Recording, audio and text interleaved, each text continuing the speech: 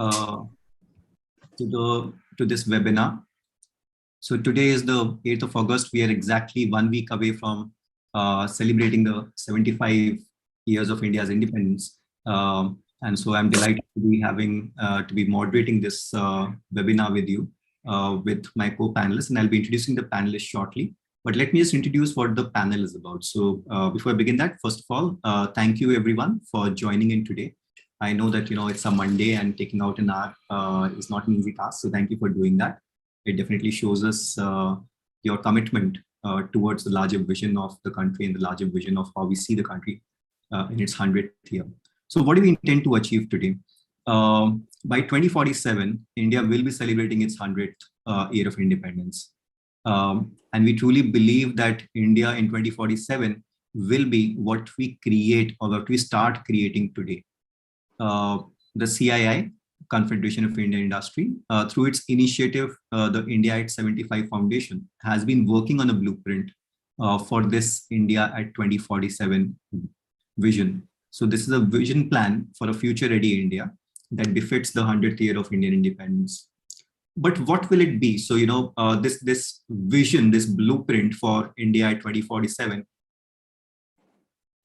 is not something that CII or its leadership will come by itself. It is based upon what we as people of the country, as representatives of the industry, as representatives of the different sectors of society, want it to be, feel it to be. So how do we envision what India will be at 2047? How will this vision take place? There's no point setting up a vision and then kind of not doing anything to kind of achieve it. So how will this vision take place? And this is not a vision of a single organization. This is not the vision of a single person. This is the vision of what India will be and what our country will be. So what will our role be in kind of ensuring that what we envision today will take place 25 years from now? More specifically, because we're talking of CII, what is the role of corporates going to be?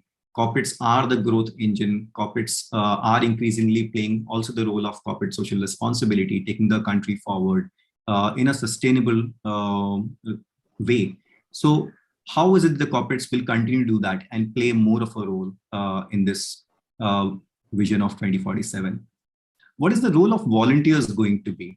So I have truly always believed throughout my life that volunteers are the backbone of a caring society. And a large country like India, with such kind of deep traditions and a long history, cannot really develop unless it's people that themselves take charge of the development. And India of tomorrow will only be what Indians of today actually work to make it build. So what will the role of our citizens be? What will the role of volunteers be? And how is it that the companies can support volunteering? How is it the companies can engage their own employees in volunteering? How is it that the company's leadership can take a leadership role, not just in business, but in building a society that is caring and a country that is caring for its citizens? So these are some of the key points that we'll try and understand from our eminent panelists. I'm really happy to say that we have three panelists very well known to me and very deeply and for a long time engaged in the development sector, in the corporate volunteering sector, and on the business side as well. So let me begin by introducing our panelists. The first panelist is Mr. Abhishek Jain. Abhishek represents Cognizant and is a seasoned sustainability leader at Cognizant, specializing in designing and executing strategic social impact programs, leveraging the power of employee volunteerism to support inclusion in technology and climate action. Starting as a Pune city lead for Cognizant's social program outreach, he led it in 6 cities in India and engaging 26,000 volunteers, and then led its global expansion and made it one of the world's largest employee volunteering programs. Abhishek is currently leading the programs of education, skilling, and digital empowerment of NGOs globally. Abhishek is also striving to scale the social impact by driving collaboration with Cognizant's customers and technology partners. Abhishek, I have seen the growth of Cognizant when it comes to employee volunteering in particular very closely. We've worked with you, we've spoken to you, not just you, but several people at Cognizant. And you also, Cognizant has also been a winner of the iVolunteer Awards in the corporate category. So I have seen this. But if I want to ask you this, begin by simply asking this simple question. If you can complete this statement, I have a dream that in 2047, India will. How will you complete that statement? What's your dream of India at 47? Thank you for the question, Shalabh. And I think this is a very, very important question, which all of us should be asking ourselves, right? And I think I being truly passionate about education, so my goal, is towards that. So I feel that education in India should become in such a way that the quality education is no longer a function of the economic status of a particular family or a particular student. I feel that's so important, that knowledge becomes a function of curiosity, not of the means that way. Thank you. Thanks, Abhishek. So next speaker that we have today is Mehul Kothare. Mehul again is known to me for several years. Mehul is an experienced professional and has been part of TCS, Tata Consultancy Services. Of course, all of us know the Tata house and TCS, both of them, equally well. He's been engaged with it for the past 17 years and for more than 21 years of total work experience with other multinationals as well. Mehul has been a head of associate engagement, sports management, and volunteering at TCS, and is currently heading a business unit within TCS. Mehul has been an industry expert in sustainability, HR functions, associate engagement, corporate communications, and sports management. So Mehul, welcome to this webinar, and I would ask you to complete the same statement once again from your own perspective. I have a dream that in 2047, India will be. Hey, thanks, Shalabh. Good afternoon, and good afternoon to all my fellow panelists and the audience as well. And before I kind of share my thoughts on the dream, rather, thanks to CII and India at 75 Foundation for organizing this wonderful forum. So, coming back to the dream, Shalabh, obviously it's going to be a year of, rather a centenary year and year for celebrations for us in India. What I would like to rather see into 2047 is obviously India being a superpower with respect to, since kind of I work in a technology background, obviously in the technology background, AI and all the other things. But the most important thing, or rather the dream per se, is having the largest educated, employable, and empathetic youth in the world, which is actually going to help us reach the top with respect to whatever India gets into, whether it is education, in the field of education, whether it could be in the field of sports, volunteering, community development. I'm sure this youth is going to be a great power for us. So maybe that's somewhere a dream I would see India achieving. Thank you. Thanks, Mehul, for sharing that awesome dream. So the next speaker that we have is Mr. Lalit Mohan. He's the president and COO of SBI Foundation. Lalit joined SBI Foundation as president and chief operating officer last year in May, that is May 2021. Prior to joining the SBI Foundation, Lalit was working as the DGM SME in the Chandigarh, and before that at Panchkula modules for the last 3 years.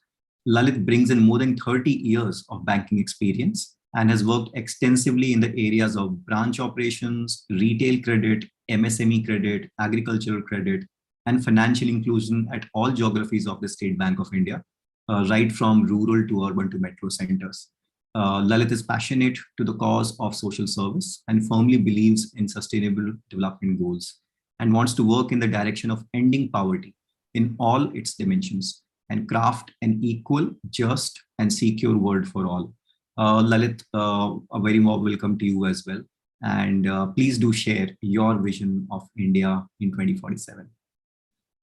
So thank you very much, Shalabh, for the question. And thanks to the India at 75 Foundation and the CII for giving me this opportunity. So if my vision will be, if we are going to see through the prism of growth, development, gender equality, innovations, education, etc. So I see India should play a role of leader. India should lead in all these sectors, whatever we talked about. And I think, like we have seen in the COVID last scenario, India has come out with the COVID vaccine, and that has been supplied to all part of the world. So that was an innovation in the healthcare. So I see innovation in all spheres of life. And as far as the growth to sustainable development, India will be the leader. Thank you. Thanks, Lalit. And I think I'll also take the opportunity to share what I feel where India should be in 2047. So I feel in 2047, India should be able to set an example of a country where each of its inhabitants, and by inhabitants I mean not just citizens but anybody who's residing in India, that India will be kind of a country where each of its inhabitants will prosper in consonance with the nature. We'll not just prosper just for our individual sake or for the sake of the society, but take the environment and the nature, everything together with us, the flora and the fauna and everything together with us, and show a path to the world where truly equitable, empathetic, and sustainable development is possible. So that's where I would like our country to be. I think that's where our country has been for thousands of years, and that's where we tend to be we'll definitely want to be as we go along. So for all the friends, all the audience, again, a very warm welcome. And you can see that we have these three wonderful panelists representing three of the leading companies in India, and they've just shared their vision for India in 2047. I'm going to take a few more questions and pose a few more questions to each of them to bring about the different aspects of this vision and how we're going to achieve this. So I think let me begin with Abhishek again. Abhishek, how can we mainstream the culture of volunteerism in the corporate world? We know that without the corporate world adopting, and not just adopting, but actually endorsing volunteerism, it is not possible for a country this large and the corporate sector to be this large to kind of make volunteering mainstream, or the country to grow without the volunteering being there. So how is it that we can mainstream the culture of volunteerism in the corporate world? Yeah, and I think I share this based on my experience, Shalabh, for this question. I think there are, in my opinion, 5 basic steps which are required for any organization, irrespective of their size, to mainstream volunteerism in their respective organization per se, right? And I think I'll just list those 5 steps down. The first one is that getting an influential leader, who is the core, decision maker in the organization to support the program. I think that is the key, that at the top, there is support, and not just support, there is also active involvement. So that is the first step, that yes, we have leaders backing in a particular organization per se. Second is, we should, any organization basically should invest in a dedicated capacity to drive volunteering as a whole, right? Traditionally, we have seen that it is generally clubbed with some other functions, and it is considered as a side activity for those. What we have seen is that that model doesn't work. So I think we should definitely focus on, creating a dedicated capacity in terms of people who are driving this. That's their sole purpose. That's the core KPI per se, right? Third is, empowering the business units, right? So the various business functions of a particular organizations, should be empowered. Obviously, we should have a strategy. Along that strategy, within the strategy, all of these respective business units should be empowered to select their respective goals of what they want to achieve. That is a very important exercise that basically ensures that the onus of driving the program is with the business unit themselves. It's not, they don't feel that this is somebody else's goal which they are trying to follow. So when they set their goals, it becomes their own goal, and they try to solve them or achieve them in various ways per se. right? I mean, they also, for example, should create their own core group of volunteers who are aligned to their respective goals and drive the program. I think the fourth point is, I mean, a lot of times we think that volunteerism is more or less a self-driven thing. Yes, it is. It is to a certain extent, but it is equally a community-driven program as well, or an initiative as well. Because a lot of volunteers, what we've seen, they join programs because they feel they are part of a larger community. So every effort in the organization should be taken to celebrate this, to make this all these volunteers who are in the company or in the organization feel that they're part of a community by various means, by organizing, for example, the events of success as a group, by helping them be together, have fun together. So I think building that community of volunteers is very, very crucial for it to sustain. And then finally, the fifth step is about communication. And I think this is perhaps, to me, one of the most disregarded or less important given by the organizations, but it is something which requires really, really great importance, because ability to communicate those human impact stories in a meaningful way, in an impactful way, can be done only when there is a strong communication team behind it, and they leverage all possible means to ensure that volunteers' stories are heard, and then they inspire more volunteers to come. So I think these are the 5 steps, Shalabh, which I feel organizations should follow to mainstream the program. Thanks, Abhishek. That's a wonderful kind of, list of 5 that we put together. And I was thinking parallelly, and, we almost kind of, we might list our own 7 steps or 3 steps or 10 steps, but largely it is very much along these lines. I will, Abhishek, come back to you with a question following this up on an example of how you actually kind of, create community-driven program from a real life example, because I think these are fantastic steps, but knowing one of them a little more deeper will be fantastic. So now I would, Mehul, TCS is not known kind of, again, for extremely large volunteering programs, a lot of employee-driven volunteering that is happening. And again, this is, I know as an outsider from the way I have seen kind of, the programs as they outside, from the way I've seen volunteer awards, the TCS applications, which is there. But from an insider point of view, having been at the helm of those affairs for several years, what is your view of how can we mainstream the culture of volunteerism in the corporate world?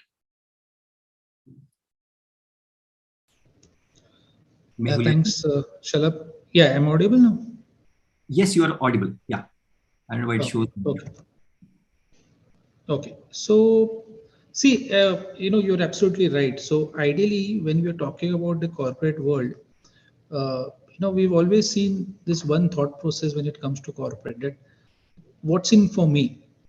So, though every corporate has this, great culture of, maybe giving back or understanding the requirements of community.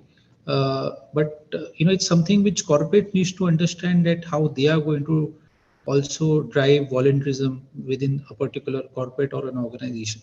So first and foremost, you need to understand that volunteerism is all about the corporate or the organization's own ability, to lead or guide its own employees, or rather this huge workforce. So in our case, or I'm sure in a lot of other organizations also, we have got this huge workforce, huge resources, which, how we could channelize them to achieve maybe a large scale development goals. Okay. So I, for that matter, strongly believe that the companies, in fact, first need to take the onus on themselves to identify and provide opportunities of, volunteering to its employees. Because at the end of the day, let us have one belief in ourselves that, all people really want to do good. They just need to, they need help in identifying opportunities where they could go out and contribute. Obviously the employee should also be given an option to choose, how and where they want to contribute. And as my fellow panelists also said, that a kind of a top bottom approach really works, we need to have leaders who actually walk the talk and ensure that they are seen and they kind of contribute to the community in a way which will kind of motivate the peers, the other colleagues down the line, and that will in fact go a long way in motivating them also. So I for that matter believe that there are various organizations who believe, or rather who have a vivacious culture, but I believe it's high time we start promoting a culture of giving back, which in turns helps us achieve higher level of employee happiness, collaboration, as well as innovation.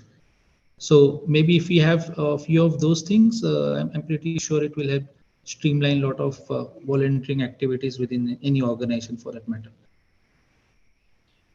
Thanks, Mehul. And definitely, the company needs to take onus. Unless they took onus and responsibility, it will only go a certain distance. It will not go beyond that. So definitely, I resonate with that thought as well.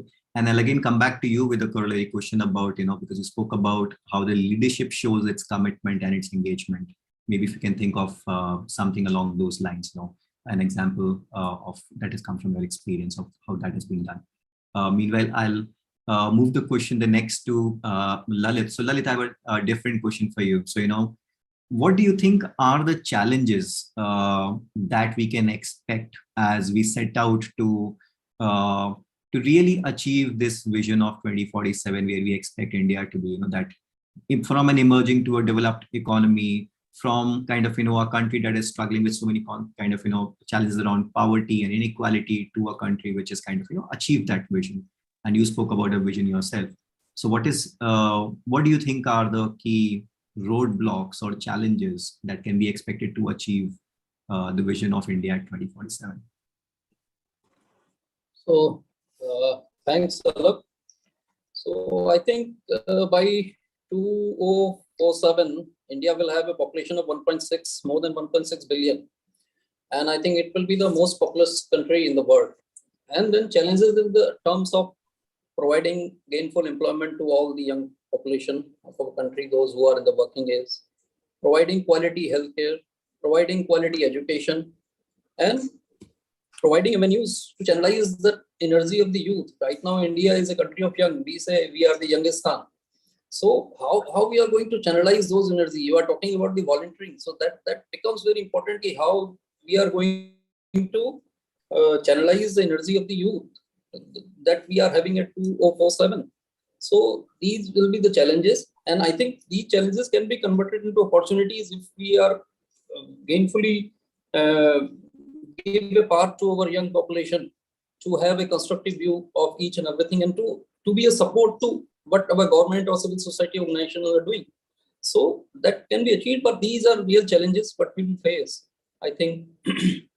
So opportunity needs to be created in a way in upcoming sectors like what we are right now. We are facing the threat of climate change. So maybe renewable energy, or maybe we are talking about the green hydrogen as a fuel. So innovation. So providing all these platforms to our young minds. Maybe we are talking about the mass rapid transport system. So something like that. So these are the areas, niche areas where the opportunity needs to be created to overcome those challenges. Thanks, Lalit. I'll follow this question with you on, if you can think of some example through which you can demonstrate, one of these things that has been done in the recent time through your experience. Just think of that. And Abhishek, so I'm coming back to the question I asked you to kind of, think of, how do you, if you can give me one example of what, of a community-driven program. So how did you, not about a program, but actually an example where a community-driven program was created. What did you do, or what did someone do, or how did it come by? Can you please tell us a practical example? Yeah, and I think,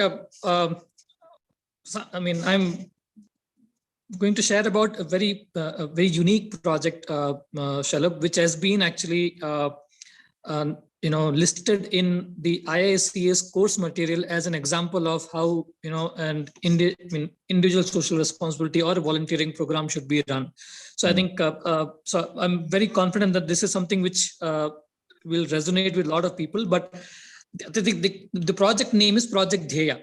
Okay, Dheya is, as you know, it means goal per se. It is targeted towards enabling students from government schools, clear competitive exams, and appear for or get into good engineering colleges, basically tied towards the inclusion in tech arm of the thought process here.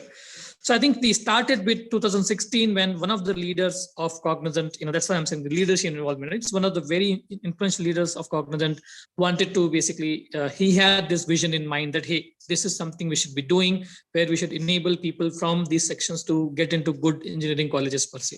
So we understood that need, and we said, yes, this is something which we want to support. That's the first point, right? And then the second point was, as I was saying, the dedicated, capacity investment in that. So that's where we said that, hey, we are going to support you in thick and thins, right? Whatever you need to do to achieve this, let us know, whether it is funds, whether it is, people who are willing to support, whether it is enabling you to get more volunteers. So Cognizant put its mind behind that, saying that all the administrative support, you don't have to worry about, executing that program. We'll be there to support you. You just drive that program, with succession that way. Third thing is, empowering the business unit, right? As was saying. So this is where the business unit where this leader, belonged to. Again, that's the reason why involvement or senior leadership is so important, right? He created an ecosystem within this business unit where the core of this entire program was people from that business unit. Okay, so all the people from that business, he was able to pull a lot of other people, to support, to drive this program successfully, right? So just to share with you, we basically ran a test for students, a screening test for about 300 schools in Pune, okay, run by Cognizant volunteers. Getting about 1,000 students from all these 300 schools come to one place and attempt that program. And then after that, we selected about 60 students per se. So it is that kind of a, momentous effort, which, we were able to do because, the involvement of the same set of leaders who this volunteer leader, brought together. And I think fourth is this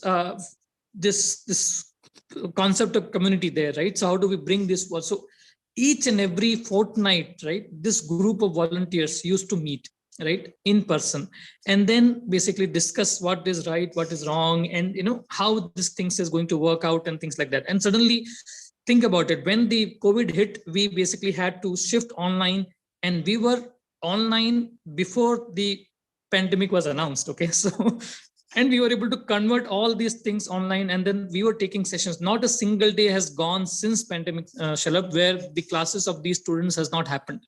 Okay, so it's such a beautiful way of driving the program. And then communication, right? We are communicating this. We are bringing the stories of the students. We are bringing the stories of the parents. They are coming and sharing their experiences to the fellow volunteers, fellow associates.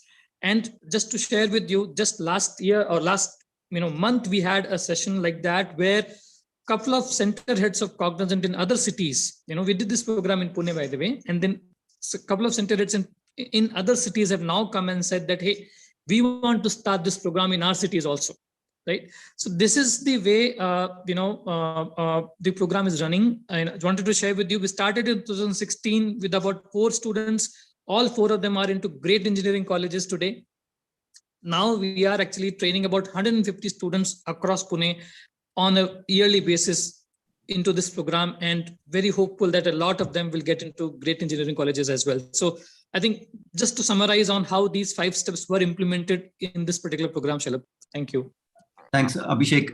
And I'm really happy that you brought out that point that, when every company was talking about that, we have become online, our employees have gone online, our business has gone online. We spoke about not about the company going online, but actually seeing how our volunteer engagement, how our programs have gone online right from day 0 and not even day 1. Really happy to hear that. Mehul, so, I left a question again with you over there.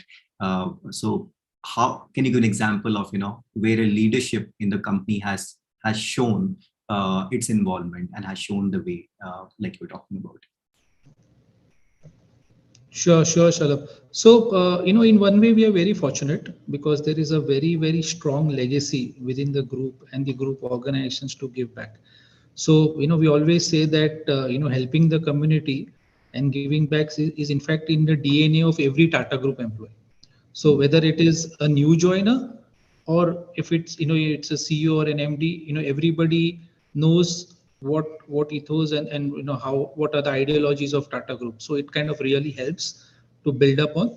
Having said that, there are many initiatives as such. In fact, for that matter, every initiative, we make a mandate for senior management to come and participate and engage with the stakeholder community.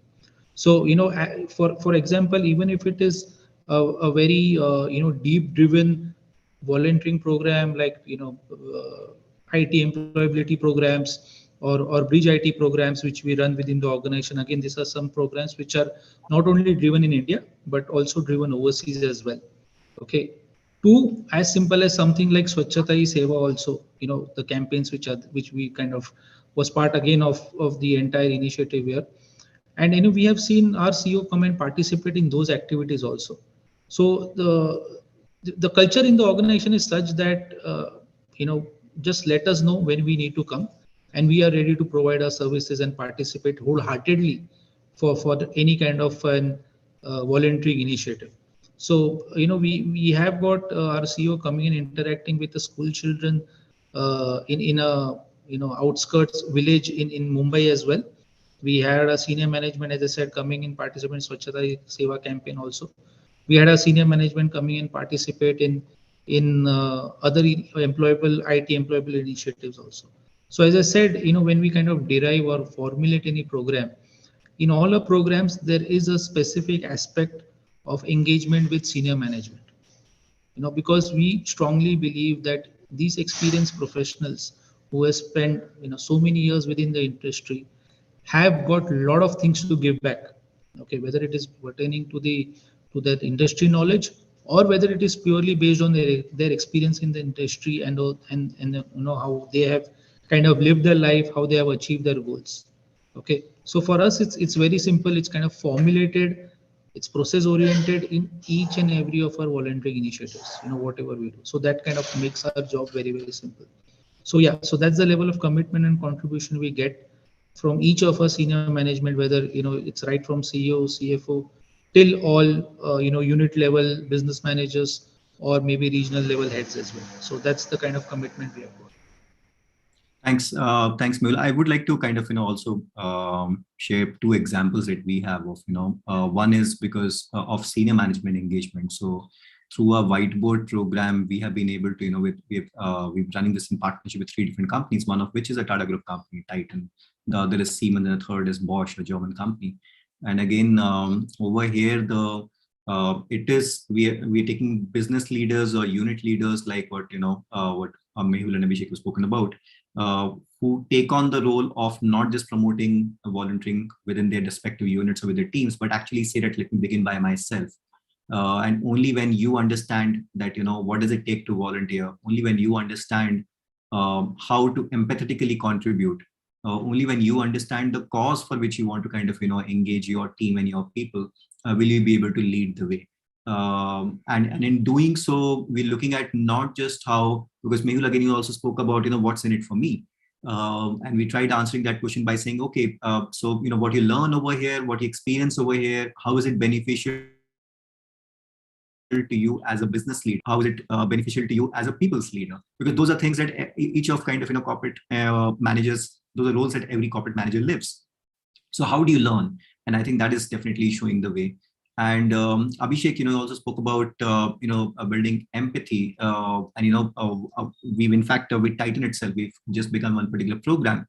We're looking at almost like a cohort of all 50 to 60 people, mid-level managers. And we aren't even saying that, let's begin by volunteering. We're simply saying, let's go out there and experience what a cause is about, understand and experience it simply, and then discuss it so that there's an internalization that happens. After which, let's begin kind of, considering how can you volunteer and how can you contribute. So we're taking that slightly different approach of saying that instead of asking actually people straight away to get into volunteering, which we do with a lot of other corporate partners as well.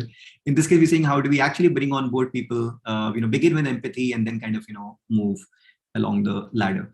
Lalit, the question to you is still pending, which is about, you spoke about, so many of these challenges that are there to achieve this vision. Can you give an example or share an example of, how of a new way or an innovative way or a leading way in which something was done to make a little progress along one of these challenges, whether it was gainful employment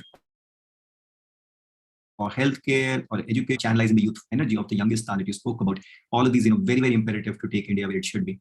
Any example that comes to your mind when you think of these aspects, how to overcome them? So, Shalabh, coming to your question, I think I will directly go to our program, Youth for India. So that is also one of a unique volunteering program where we encourage the urban youth to come and join us for a period of 13 months. And these are the young graduates from 21 to 32 years of age, and graduates from very reputed institutes all over India. Even we take the OCI citizens also. And basically, those who have not seen the rural India lives in its villages. 70% of the population in the villages, and I think we have more than 6 million villages so far. So if we are not understanding the rural psyche and rural issues and rural problems, so the huge population we are having, and particularly the youths, so this gives them a direction. They live with the community, understand their culture, understand the good practices, and empathize with them with their struggles throughout the 13 months. And this is, I think, one example immediately comes to my mind where we are increasing this to understand the various issues they are having. And during these 13 months, they provide various solutions to the challenges also. They come out with some projects in collaboration with communities, because communities are there since ages. So you cannot go simply and ask them to mend their ways and change their way. But I think in collaboration with the communities, and some of them have been very successful in coming out with very good projects, successful projects that can be scaled on, whether we talk about the education, whether we talk about the newer technology, or water scarcity, or resilient agriculture because of the climate change. Too many damages to the crop losses are happening. So how we are going to feed our people if the population is going to increase so much in the days to come? So immediately, and I think SBI Foundation is an arm of the SBI, the CSR arm of the State Bank of India parent. So we encourage this volunteering from the State Bank also. 10% of the total 100 fellowship joins from the State Bank group also. And they are on a, what you can say, deputation for 13 months to these rural areas to understand all these issues and definitely come out with some solutions. Even our motto is that if you are going to bring a smile in single face, that the purpose is done. We are not saying you do something great in 13 months of time, but I think the spirit is something that matters, to have to understand these issues, these challenges, and to have some solutions of what is the way forward, and how the things are going to take shape in the future to come. So that's thanks for sharing that. Yeah, thanks for sharing that, Lalit. And in fact, I have personally met a couple of SBI Youth for India alumni who are now kind of even full-time working in the development sector, working with nonprofits or leading nonprofits, and kind of their experience obviously going through the 13-month journey is definitely commendable and prepares them for it. And very interestingly, so I created a program, a similar program called ICICI Fellows way back in 2010, which now runs as the India Fellow Program. And I'm working right now with the JSW group to actually create a program called JSW Foundation Fellowships, which has got launched about 2 months back. The first batch of fellows will be joining us in the next month in September. And that's again a 2-year-long program, 2-year-long fellowship. So I think if you look at, even if you look around us, 10 years back in 2009, there was not a single fellowship program in the country. And from 2009 to 2022, in this 13-year, 14-year period, or actually almost just about 12-year period, we have fellowship programs which people, so earlier we had to explain what a fellowship program is or why you should join a fellowship program. Today, the conversation has moved to saying that I understand what a fellowship program is. Tell me how your program fits my vision, or vice versa, right? How do you fit my program's vision? So I think that change that you're already seeing in the country, and going forward, I'm sure that that's a very vital way of engaging and preparing youth leadership to kind of play a leading role in how each individual, how each young person, each leader sees the country to be. So thanks for sharing that, Lalit. Okay, so the second question, and this is going to be a common question to each of you, is that, all of you kind of, would have seen how corporate volunteering has evolved in different parts of the world, possibly through your own company's initiatives elsewhere, or maybe you would have seen this by learn this kind of, with other similar organizations, or by kind of, being traveling over the world and kind of seeing different parts of the of how community leadership is driven. So the second question to you is very simple. What are some of the best practices that India incorporated can adopt from the world when it comes to volunteering? And because this is a common question to all three of you, if you can maybe take 1 or 2 points, the 2 key highlights that you would kind of want to learn. Let me begin this time with Mehul, followed by Lalit, and then Abhishek. I'll take you last. Mehul. Thanks, Shalabh. So, see, basically, when you're talking about volunteering, to learn the best practices, you first need to understand what are the challenges you face in volunteering. Okay, and then you kind of go about identifying solutions across. So, if you're looking about the space of volunteering, I've kind of listed down just 4 major aspects. One is volunteering recruitment, volunteering engagement, volunteer retention, and then volunteering impact. So these are the 4 aspects of how we go about doing things. So when you're talking about quickly about volunteering, volunteer recruitment, you need to understand the level of volunteer while screening. In terms of where the volunteer is going to be deployed. Obviously, the volunteer needs to have proper skill set also. So so that he could actually contribute in terms of what end result you would have envisaged for that particular community. The most important aspect, coming to the second point, is engaging the volunteer, because it's very, very important that you engage the volunteer, because that person is really keen on contributing, and you need to kind of give him enough opportunities so that he could go out and contribute. Okay, so whatever kind of orientation training is required, please provide that. Obviously, communication is the key, wherein explaining the overall strategy to the volunteer is very important, and again how you explain them is also very important. So nowadays there are a lot of innovative ways of communicating to the volunteers. Gamification is kind of looked upon also to kind of explain a lot of things to volunteers. Other important aspect is volunteering retention. As I said, do a kind of a SWOT analysis for your volunteers, understand what's working for them, what's not working, maybe give them a feedback, help them grow. Again, active engagement is very important to retain a particular volunteer, and appreciation of volunteers is obviously going to be a key to keep them engaged and retained also. Other important aspect which I just kind of want to share my thoughts is the volunteering impact. And when I'm talking about the impact should be measured for both, and as in the community benefiting from the engagement, as well as the volunteers who are participating in it. Because we would like to believe that through the entire volunteering landscape and the activities and initiatives what we undertake, volunteers also kind of really benefit from the time and efforts they give into the community. Also, measuring the opportunity cost for volunteering is also something. It's a unique trend which I found out is kind of working across the world in this sphere of volunteering. So yeah, so that's my few takes on certain practices. If I kind of got just all of them together for everybody's convenience, and yeah, that's what I feel. Thanks. Thanks, Mehul. More than a few, and I'm sure that all our listeners will be happy to go deeper into each of them. I'm sure each of them is a huge field by itself to work on. Lalit, yes, what do you think we can learn from the world outside? Yeah, so I think Mehul has covered all, but I think 1 or 2 things which are coming to my mind is that channelizing of channelizing the energy of the volunteers, that is something very important. And I think from where they becomes as a solution provider than a solution, then becoming a solution seeker to a particular issue, a particular problem.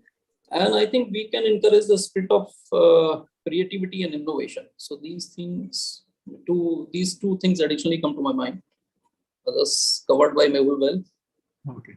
Thanks, Lalit. Abhishek, your turn. What do you think can we learn? Yeah, I mean, I think, and this is based on the experience of driving volunteering globally, right, Shalabh? I think one thing which I like about locations outside India is the advanced planning and calendarization of the initiatives. Okay, I mean, in India we say that we are good at jugaad and we can immediately fix a calendar, and tomorrow if you have to arrange an event, we will do that event, right? That kind of a mindset we have. But I think if you look at the global locations, at least 2 weeks notice is the minimum requirement, right? I think that to me is something which all of us need to look at, that how can we plan initiatives in such way that it gives ample time for everybody to drive the program, because it really improves the quality of the program. So that is my first take. Second take is the emphasis which is put by the locations or by the global locations on the content, okay, on a well structured volunteering program, right? They absolutely have to be very clear on what is the outcome, what is in each and every individual has to do, what is the benefit to the organization. So I think that is again, and there are a lot of organizations who are, because there is demand like that from the corporates or from the institutions, there are many organizations who've come up, who've created such such platforms where easily accessible structured program can be taken up. So we are not there, I feel, in India there yet. We have started to see a lot of people starting to work on creating those structured programs, but still I feel that there is a long way to go, right?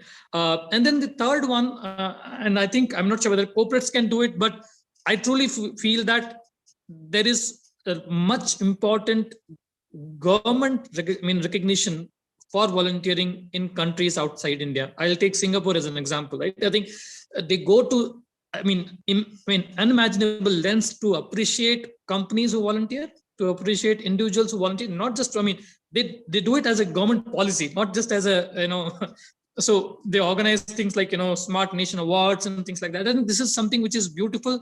Started a bit of that starting to happening in India. Shalabh, you had posted about the issue, that post of in Telangana, this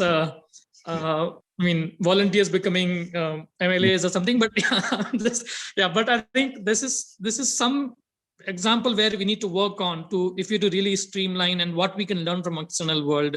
Shalabh. Yeah. No, thanks, Abhishek. And let's also accept that when we normally, a lot of times when we talk about the global world, we tend to be centered more around the Western world, North of America and Western Europe. And like you pointed out that right in a neighborhood as well, if you look at east part of India as well, eastern side of India, again, look at examples from Singapore or Hong Kong. And there are different kind of social setups, there are different kind of political setups, there are different kind of corporate setups. Each brings out so there are some amazing things to be learned from kind of some of the Eastern economies, whether it's Korea or Hong Kong or even China. And then there are kind of some such amazing opportunities that we learn from North America. But incidentally, I was at a conference just last month, and our similar organization to I volunteer in Brazil is called Etados.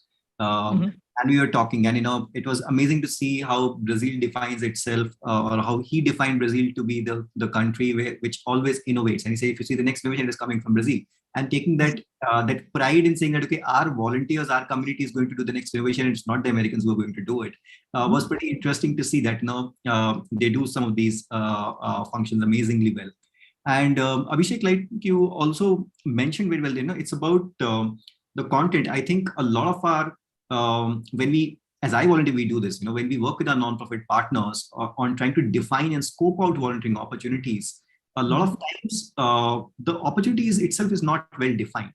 And while an I volunteer can work with 100 NGO partners to define 1,000 volunteering opportunities, but it takes a whole lot more to actually help so many NGOs define their volunteering opportunities. And we have to kind of be able to categorize, what is volunteering for just common people, which means anybody can do it? What is skills-based volunteering? And therefore, so there's some help that is needed. Some of the large organizations have, some of the large non-profits have the capacity to kind of, write very good, strong volunteering requirements and profiles.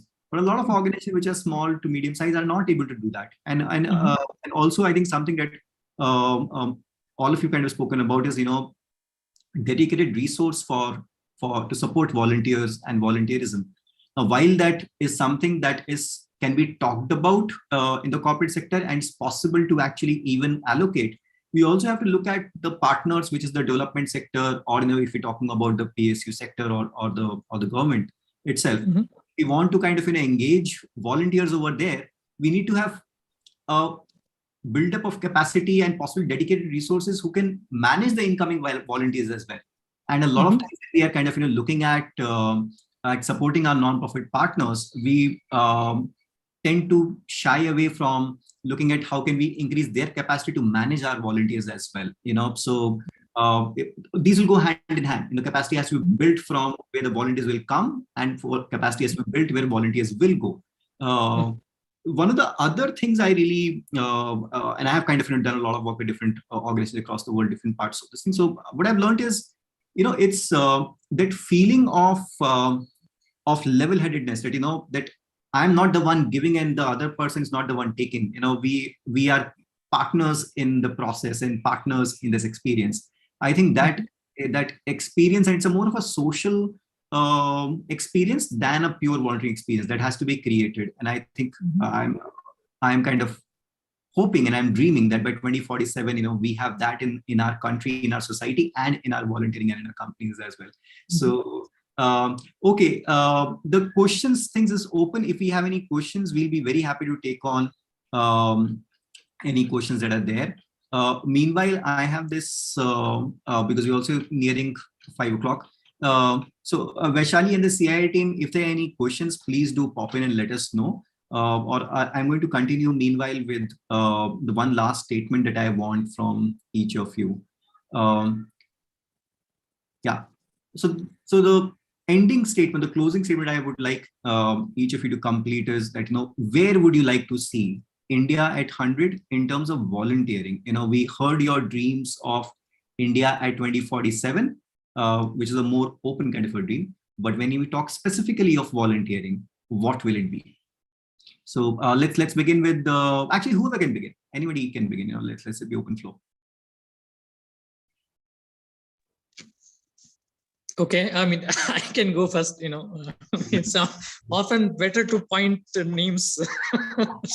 All right. Okay, so I think in terms of volunteering, I feel that by 2047, India is recognized as a global leader in employee volunteering by creating, easily accessible, impactful, collaborative, efficient, and business aligned volunteering ecosystem. And all of these are very important, words. Easily accessible, I mean, where anybody who wants to volunteer is able to find a volunteering opportunity. Same way, the other way around, the non-profit or the organization who looks for volunteers can find a volunteer easily. So that's one, right? Collaborative is like Cognizant, its customers, or anybody else, right? We create an ecosystem where people can collaborate and work. At this moment, it's not happening in India. I mean, I think this is something which you need to really work on. And I think business aligned is very important. I think what Mehul was also talking initially, that the alignment with the business goals is important, because that's what will help sustain the program. So I think these 3 or 4 such programs, I mean, qualities of a volunteering program, if those are created, then definitely India will become a leader in employee volunteering. Thank you. Thanks, Abhishek. Who would like to go next? And Abhishek, I understand it's better to call names. Sometimes we're just trying to get back to the, when a fireside chat is actually done on a stage, real physical stage, where, people automatically take on. I think in the online world, we have to sometimes, we don't understand those physical cues as much. Okay. Yeah, so I'm going. Yes, Lalit. So India at 100, centennial year of independence. So I see the volunteering at its best when it is going to supplement the government efforts and civil society organizations efforts to have the best development parameters as far as the living standard is concerned, as far as the education is concerned, as far as the healthcare is concerned. These three are the very parameters, human development index parameters, where we are faring very low. If we talk about, there are two types of growth. There's economic growth and social growth. So we are lagging in these. So I want to see that in SDI, India fares well by taking care of these through volunteering and in supplement to the what government does. So that's from my side. Thanks, Lalit, for sharing that. Mehul. Yeah, thanks. So for me, I strongly believe that the entire concept of volunteering has been obviously kind of very, very deep rooted in a culture. So after 100 years of independence, or that centenary year, I would, in terms of volunteering, I would really like to see volunteering being more process oriented, more streamlined, maybe far more institutionalized and pragmatic as well, and maybe somewhere down the line also aligned to overall self development goals, which I'm sure will be a great support to also achieve those goals through volunteering. So that's what I'm looking at. Thanks, Mehul. Okay, the way I have a very simple this thing, that every Indian will volunteer at least 2 hours a week. And I think, but that is possible only when all of what you said is kind of, there. If it is accessible, if there's collaboration, if it is aligned to kind of, business goals, if it is aligned to self-development goals, if it is kind of institutionalized and process-oriented, is I think when it will be possible. When the, civil society efforts are kind of, are supplemented through volunteering, like Lalit pointed out, that is when it will be possible. So I think what I have kind of done is trying to give in a nutshell that what is the outcome. If I truly believe that, if each of us, if every Indian, and now I volunteer as working with children as young as 6-year-olds. So if 6-year-olds to, I don't know, the life expectancy by that time maybe will be 85, 95 or 100. If a 6-year-old to a 95-year-old is able to volunteer productively for a better society, then I think the India that we're dreaming of 2047 will definitely be there. So with that, I would like to warmly thank each of you. So Abhishek, Mehul, and Lalit, thanks a lot for kind of taking this afternoon time off in both kind of preparing for this webinar and actually actively participating and sharing your personal vision, your organizational vision, and your experience that you've gained through all of these years.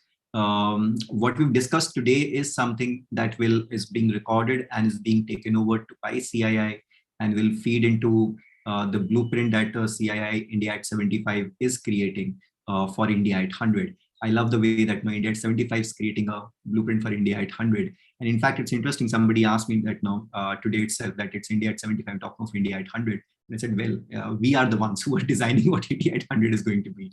So thank you all for your warm participation in this webinar.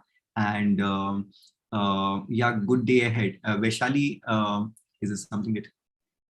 No, I think we can conclude. Thank you, everyone. Thank you, Shala, for moderating it so well. And thank you for everyone's active participation. Thank you all. Have a good day ahead. And congratulations again on India at 75 and prepare for India at 100. Thank you. Bye-bye. Thank you. Thank you all. Pleasure. Take care. Bye-bye. Again, bye-bye.